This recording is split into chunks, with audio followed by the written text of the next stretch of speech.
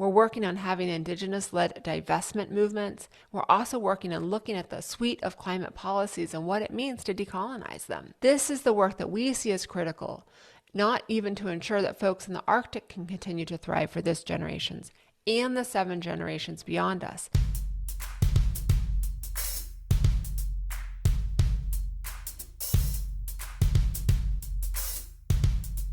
Welcome back to the We Rise podcast, everyone. We are so glad that you're here. In this episode, we're beginning our new series exploring 10 community resilience strategies that we've developed from our work with communities across the nation. And this is going to include stories and ideas to try out and explore in your own neighborhood or region. This strategy is called We Have the Power, and it's all about communities creating change from within and building a sense of belonging to create a more resilient future. As a whole, community members have the ideas that they need to shape their own futures, and they are the ones who are most qualified to determine the design and future of their own communities. Community self-determination, individual and collective agency, and the ability to govern decisions that affect people's lives are critical. Folks need to be the ones to decide what happens in their own communities. They are their own best guides and advisors for their own communities and lives. People have the answers within them already. Often they just need the space and place for those answers to emerge, to work together towards a common vision, and to find the tools and resources to make that vision a reality. Creating spaces of belonging where people can gather, find their allies, and work together in innovative ways is critical to this work. People need shared spaces for their ideas to form, to develop and grow, and then to be realized.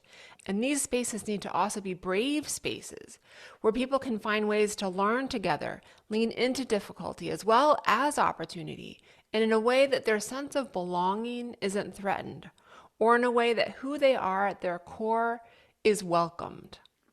This might be a place of faith or a place of connection. It could happen in a coffee shop or a restaurant. This might be a place where people gather for music or connection or fellowship or activism. It might be a pop-up gathering place. It might be a music festival.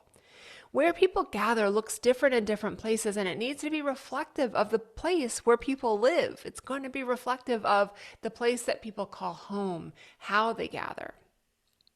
As a whole, creating community resilience and transformation is a process, and it needs to be driven by frontline community members' visions. So especially that's in relation to climate change. Communities who are experiencing the most adverse effects of climate change need to be the ones who are really developing the solution and the vision for what happens to address the effects of climate change within their communities. As a whole, while people and organizations from outside a community, they can be helpful, it really should not be their role to try to lead or force their ideas on others.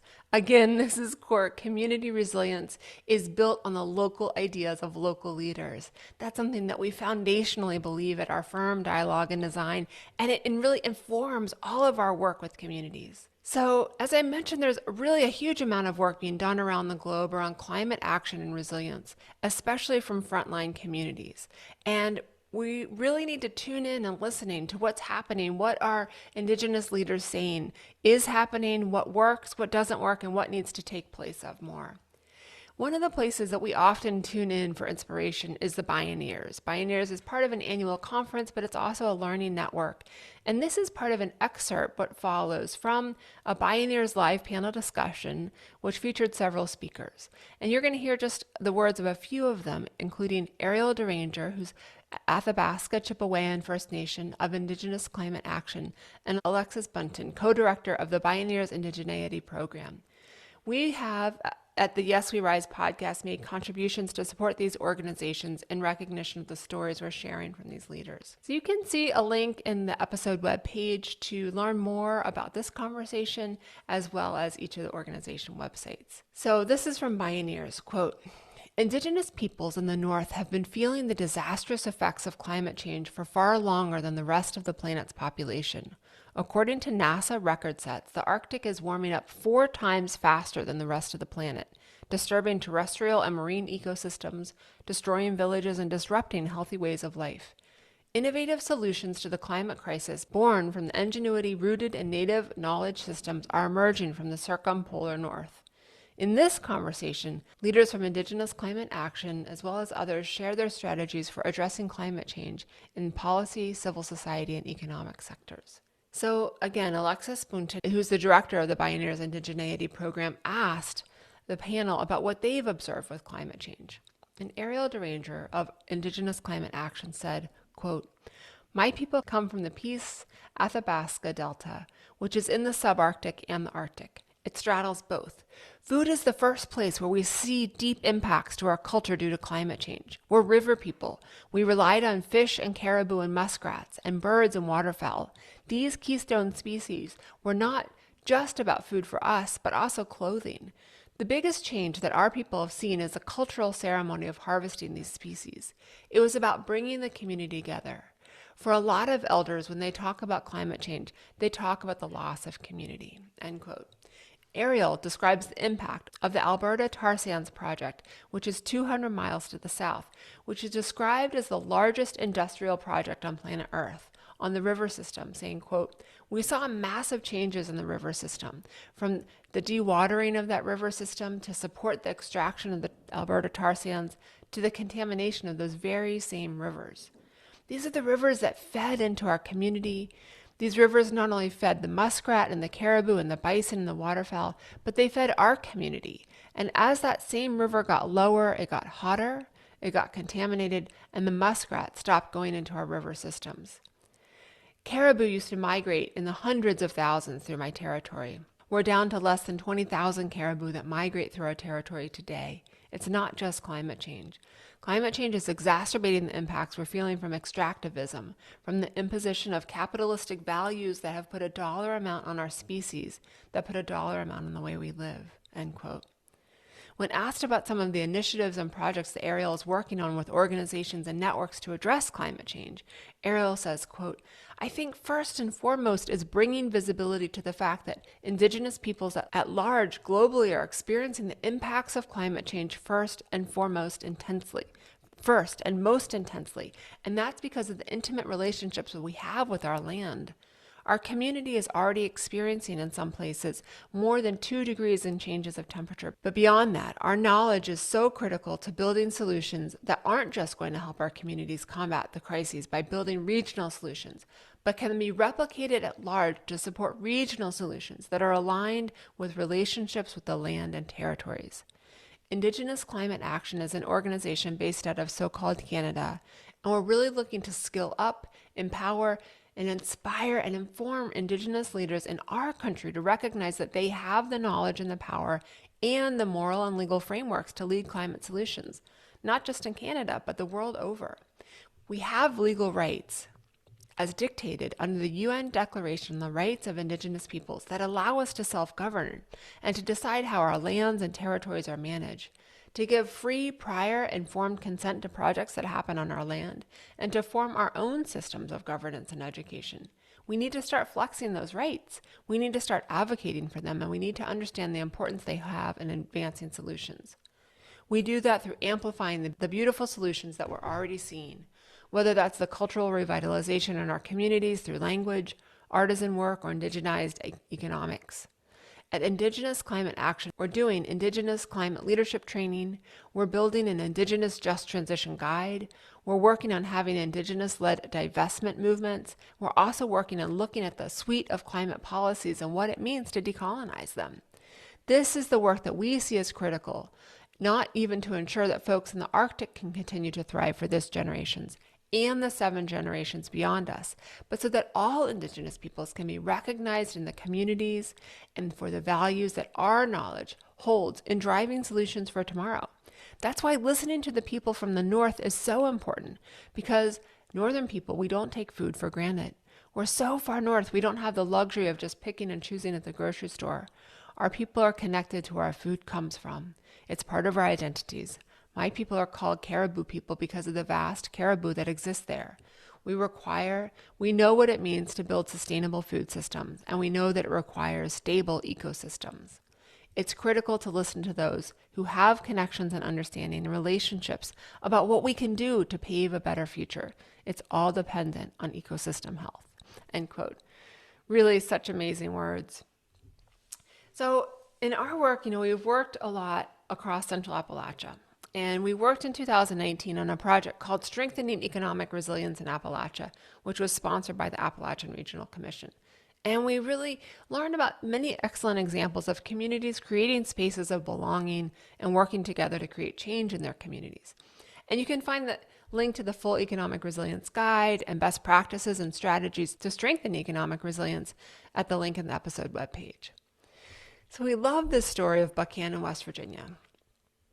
So almost every Thursday since 2009 in Buchanan, West Virginia, community members have gathered at CJ Maggie's restaurant for an affordable meal and a Create Buchanan session. People told us that in previous decades, there was a silo between the town and the college in town. Challenges with local governments, empty storefronts, and businesses that just weren't doing well as a whole. But people started to get together and talk about what could be done at this weekly lunch session at CJ Maggie's. And change started to gather as 25 and 30 people gathered every week to talk.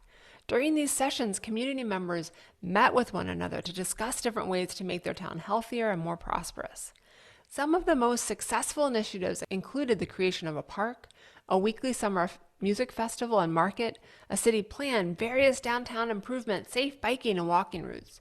Buchanan has changed as people created a space of belonging for each other to talk to each other and create change, work together to share their ideas, and the town has been transformed as a result of their efforts. The new parks and restored historic buildings are just some of the many things taking place, including adding a new theater and music venue. Now there are no empty storefronts. So to learn more about their awesome work, check out the website, Try This West Virginia, have a community conversation, and we'll include that link in the show notes. So not far south, down the Appalachian Mountain Range, another example rises up from Chattanooga, Tennessee. Chattanooga went from a divided and dirty city to one of the most livable cities in the United States. One very well-known and successful public engagement process was called Vision 2000, and it was held to engage the community, as well as Revision 2020.